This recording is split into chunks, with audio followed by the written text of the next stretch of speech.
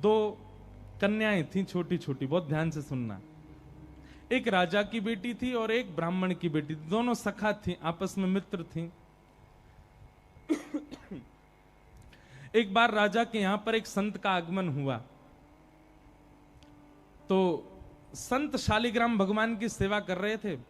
वो दोनों कन्याएं बैठ करके देख रही थी। दोनों के मन में भाव आया, इस संत जैसे सेवा करते हैं वैसी सेवा हमको भी मिल जाए। तो दोनों संत से कहने लगी, बाबा हमको भी सेवा दे दो, हमको भी ठाकुर जी दे दो। तो संत ने मन में विचार किया, छोटी छोटी कन्याएं, ये क्या जाने असली नकली क्या होता है। उन्होंने शालिग्राम जैसे दिखने वाले चिपटे 2 पत्थर लिए और दोनों कन्याओं को दे दिए। दोनों कन्याएं बड़ी प्रसन्न हो गईं, बोले वाह हमको ठाकुर जी मिल गए। दोनों ने गुरुजी से पूछा, गुरुजी इनका नाम क्या रखें? तो गुरुदेव ने कहा, तुमको जो प्रिय लगे वो नाम रखो इनका। तो कन्याएं जो वो बड़े चिकने से पत्थर थे, तो एक आध बार हाथ से फिसल गए। तो एक कन्या ने कहा, बोले इनका नाम रखते हैं सिलपिल्ले भगवान। कौन से भगवान? और दोनों ने अपने ठाकुर जी का नाम रख दिया सिलपिल्ले। ये कोई ऐसी कथा नहीं, भक्तमाल जी में कथा है ये। तो सिलपिल्ले भगवान, दोनों कन्याओं के सिलपिल्ले भगवान हो गए।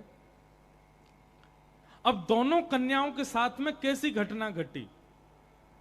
तो जो ब्राह्मण कन्या थी, जो थोड़ी बड़ी हो गई, सिलपिल्ले भगवान की सेवा करती थी, उसके 2 भाई थे, दोनों भाइयों में विवाद हो गया। दोनों भाई अलग अलग रहने लगे। एक दिन विवाद के कारण बड़े भाई ने छोटे भाई के घर में आकर के लूट मार करी, उसको मार पीटा और घर का सारा सामान हड़प के ले गया।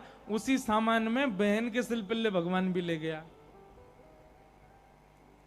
और बहन तो बेचारी रोने लगी, उसके तो ऐसे प्राण हो गए मानो बस अब जीवित ही नहीं रह पाएगी ठाकुर जी के बिना। रोने लगी, भैया से कहने लगी, भैया बोला पूरा घर लुट गया, उसकी तुझको चिंता नहीं, वो तेरे पत्थर के भगवान खो गए उनके लिए रो रही है। बोले वो पत्थर नहीं है, मेरे प्राण है, मेरे जीवन है, वो नहीं मिले तो मैं प्राण निकल जाएंगे मेरे। बोले जा, किसी और ने थोड़ी लूटा, बड़ा भाई है हमारा, जाके मांग ले, दे दे। तो बहन अपने बड़े भाई के घर गई और बड़े भाई से जाके कहा, भैया कुछ मत दो, सब रख लो अपने पास, पर मेरे सिलपिल्ले भगवान। अब सिलपिल्ले नाम सुनते ही सब हंसने लगे वहां पे। और जितने भी उसके भाई के साथ, वो तो गुंडा प्रवृत्ति का था, उसके साथ में जितने भी लोग सब हंसने लगे। अच्छा क्या नाम तुम्हारे ठाकुर जी का? बोले सिलपिल्ले भगवान। और जोर से हंसे। भैया मेरे भगवान दे। बोले अंदर सारा सामान पड़ा है, तू जाके अपने आप ढूंढ ले ठाकुर जी कहां हैं। अंदर जाने लगी तो एक जो उसके भाई का पूरा गैंग था, उसमें से एक बोला, अगर तेरी इतनी भक्ति है कि तू अपने भगवान के बगैर नहीं रह पा रही, तू यहीं खड़ी खड़ी बुला ले, तेरे ठाकुर जी अपने आप ही निकल के आ जाएं।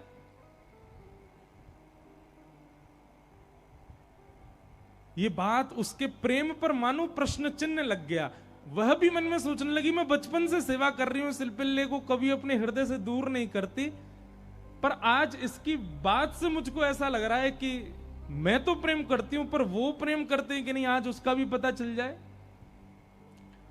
और बाहर खड़े खड़े करुण क्रंदन करते हुए, भाव निमग्न होते हुए, नेत्रों से अविरल अश्रुधार गिर रही है, हां नाथ, हां मेरे सिलपिल्ले नाथ, मेरे पास आ जाओ।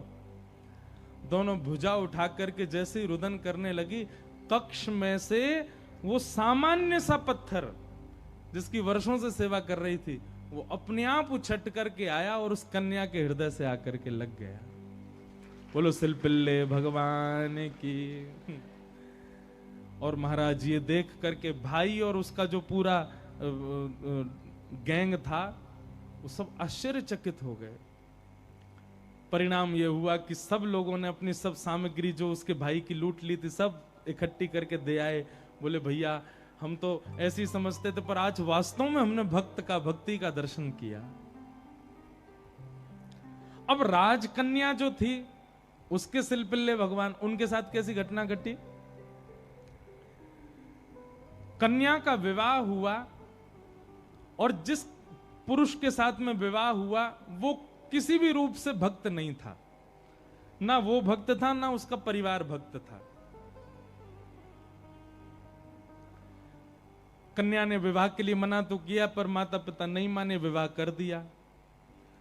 अब वो तो बस अपने सिलपिल्ले भगवान को हृदय से लगा के रहे, बोले कि मुझे पता है ये मेरा पति और ये परिवार पूरा जो है ये बिल्कुल भी भक्ति भाव इनके चित्त में नहीं है, पर नाथ बस आप मेरे साथ रहोगे तो मैं पूरा जीवन निकाल लूंगी।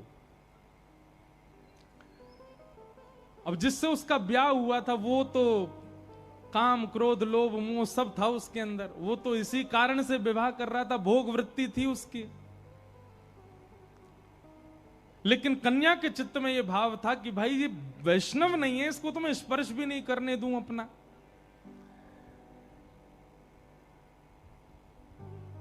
रात्रि में चर्चा कर रहा था पत्नी से, बातें करने लगा, बातें करते करते और उसने कहा ये क्या है तुम्हारे हाथ में? बोले ये मेरे भगवान है, सिलपिल्ले भगवान। उस सिलपिल्ले नाम सुनते ही इतना हंसा, हंसते हंसते बिस्तर से गिर गया। बोले कौन है? सिलपिल्ले भगवान। बोले आप हंसिए मत, ये मेरे ठाकुर जी हैं, मैं बचपन से इनकी सेवा करती हूं।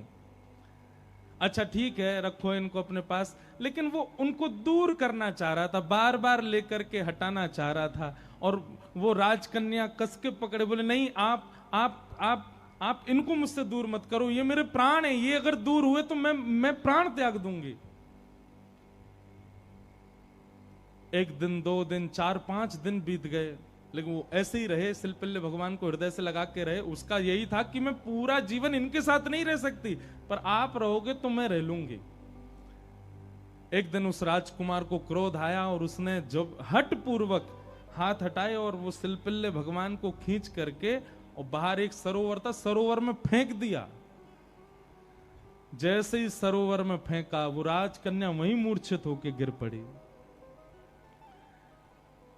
पूरा परिवार इकट्ठा हो गया, सब लोग सोचने लगे, बोले अरे ये क्या हो गया, इसके कहीं प्राण ना निकल जाएं, पूरे गांव में हमारी निंदा होगी, इसके पिताजी बहुत बड़े राजा हैं, हमको कारागृह में डाल देंगे। क्या किया तूने?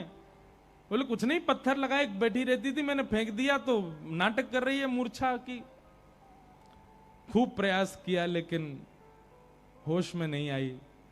जैसे तैसे होश में आई, वैद्य के बुलाने के बाद उठते ही मेरे सिलपिल्ले कहां हैं, मेरे सिलपिल्ले कहां हैं। गोताखोरों ने जाकर के पूरा सरोवर ढूंढ लिया लेकिन ठाकुर जी नहीं मिले। अंत तो गत्वा वही सरोवर के किनारे आकर के बैठ गई और रुदन करते हुए बोली, हे मेरे सिलपिल्ले नाथ, यदि मैंने वास्तव में बाल्यकाल से आपको अपना प्रियतम मान करके भेजा हो, आपकी निष्ठा से सेवा की हो, तो आप कृपा करके मेरे पास आ जाना। और यदि आप मेरे पास नहीं आए तो मैं एक क्षण और चिंतन नहीं करूंगी, तुरंत अपने प्राणों का परित्याग कर दूंगी। उसका पूरा परिवार खड़े होकर के देख रहा था।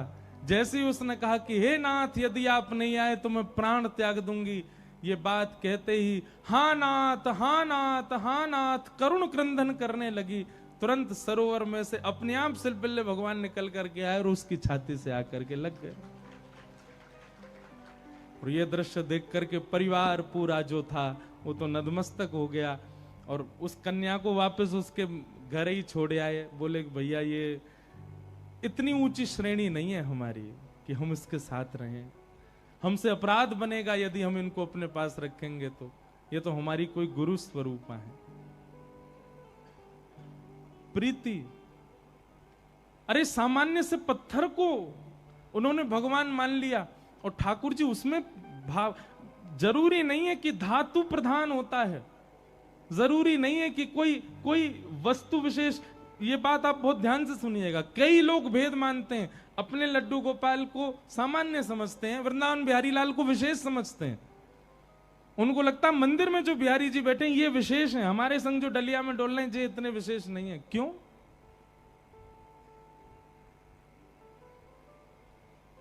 ये भेद दृष्टि मत रखो। वो बिहारी जी जितने श्रेष्ठ हैं उतने ही श्रेष्ठ आपके ठाकुर जी हैं। ये विश्वास प्रगाढ़ रखो अपने ठाकुर जी के प्रति, ये भाव प्रगाढ़ रखो। तो भैया संसार में हर वो वस्तु चली जाएगी आपसे दूर जिसको आप स्नेह भरी दृष्टि से देख लोगे।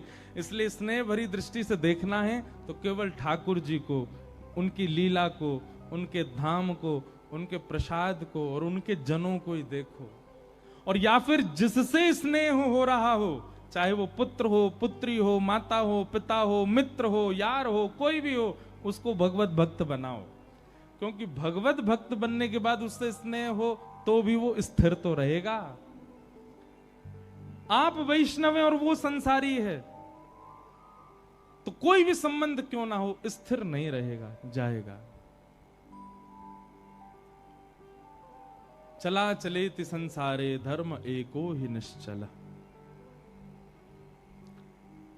तो लक्ष्मी की बात हो रही है। लक्ष्मी ही रुक्मिणी जी के रूप में आई और उनका विवाह भगवान श्री कृष्ण के साथ हुआ। आगे भागवत जी